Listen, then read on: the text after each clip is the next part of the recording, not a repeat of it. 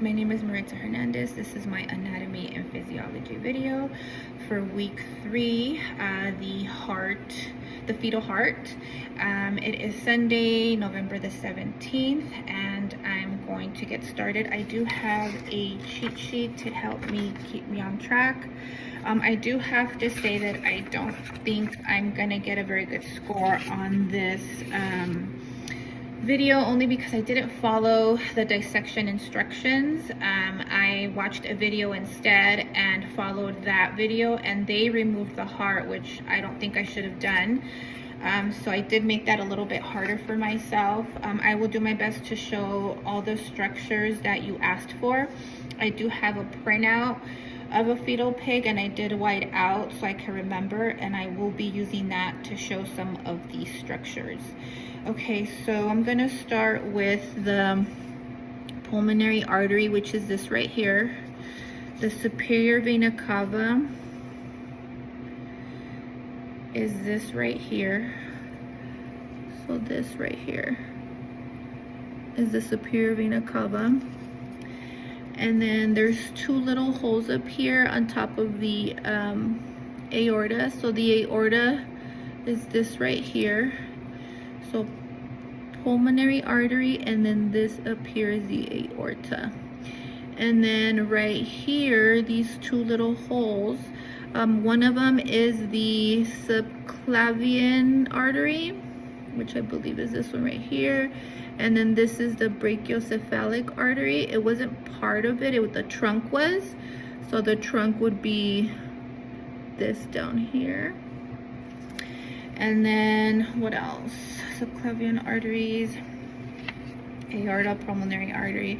So the external and internal jugular vein in my pig here, these two little holes, there's one right here and one right here.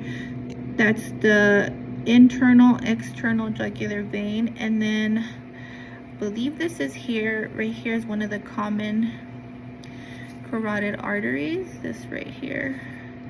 It's like a tube-like. And then this is the picture that I was talking about. So I did white it out, but this would be